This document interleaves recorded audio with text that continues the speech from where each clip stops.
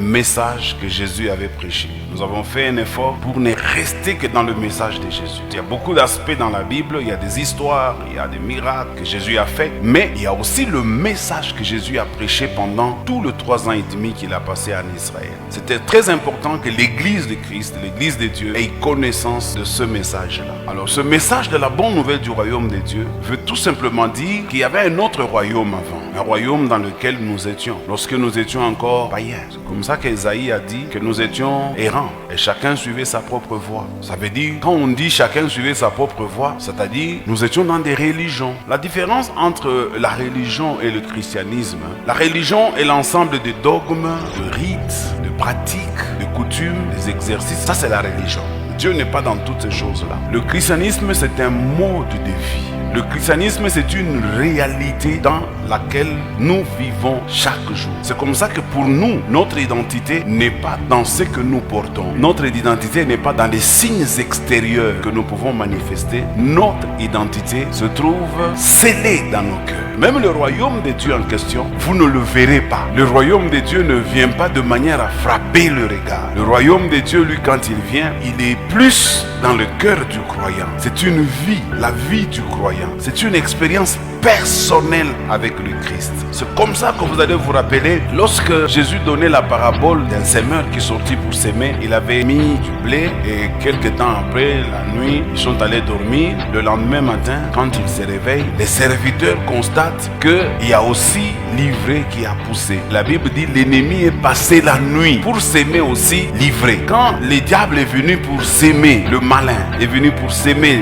l'ivraie, c'est pour créer la confusion. C'est comme ça que nous nous retrouvons dans le monde. Nous sommes dans le monde, nous nous ressemblons physiquement. Tu vas voir une sœur qui ressemble à un païen ou un frère qui ressemble aussi à un païen. Ça ne veut pas dire que si je ressemble à ce païen-là, ça veut dire que nous sommes les mêmes. Nous, notre différence avec le païen, c'est que nous avons été sémés pour produire des fruits. Nous avons été sémés parce qu'au jour venu, le Seigneur viendra pour nous délivrer et faire de nous ce qu'il avait prévu faire. Alors, de la même manière que nous ne pouvons pas distinguer l'ivraie et le blé, de la même manière, nous ne pouvons pas distinguer celui qui a la foi et celui qui n'a pas la foi. De la même manière, nous ne pouvons pas distinguer celui qui est déjà en train de vivre dans le royaume de Dieu et celui qui est en dehors. Si tu regardes celui qui est à côté de toi, tu ne sauras pas s'il est déjà un chrétien ou s'il n'est pas un chrétien. Regarde un peu ton voisin là. Comment tu le trouves? Il est déjà converti ou bien?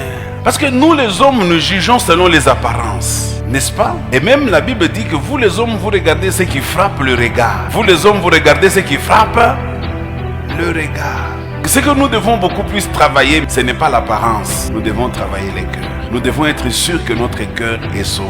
Parce que si l'homme est sauvé à l'intérieur de lui, même s'il ne le manifeste pas, il est déjà sauvé. Parce que les gens que vous voyez qui veulent trop marquer leur salut extérieur, faites attention avec ces gens-là. Est-ce que je peux encore parler? Quand vous voyez quelqu'un qui veut montrer qu'il est trop chrétien, il a une voix rock, il vous dit qu'il fait 40 jours à la montagne, il se promène d'une manière pieuse. Quand vous le regardez, vous avez comme l'impression que lui et Dieu, ils sont des frères. Ces genres de personnes-là sont en train de vouloir donner l'apparence de la piété, mais tout en reniant ce qui en fait la force. C'est comme ça que c'est devenu très difficile de savoir qui est réellement frère, qui est réellement sœur. Vous pouvez voir une fille ou un garçon bien rasé, bien coiffé, bien habillé, mais en réalité, ce monsieur ou cette fille-là est un danger public. C'est pourquoi quand vous voyez quelqu'un qui passe, qui frappe votre cœur, ne soyez pas pressé de vous enthousiasmer. Interrogez le Seigneur pour savoir si cet homme qui vous frappe les cœurs ou cette femme qui vous frappe les cœurs vient réellement de Dieu. Bien aimés dans le Seigneur, nous sommes dans un monde où le diable s'est déjà déguisé en ange de lumière. Ça veut dire faites attention même pour ceux qui vous apparaissent la nuit, le jour, qui vous disent des messages. C'est pourquoi vous devez en tant qu'Église connaître la Bible.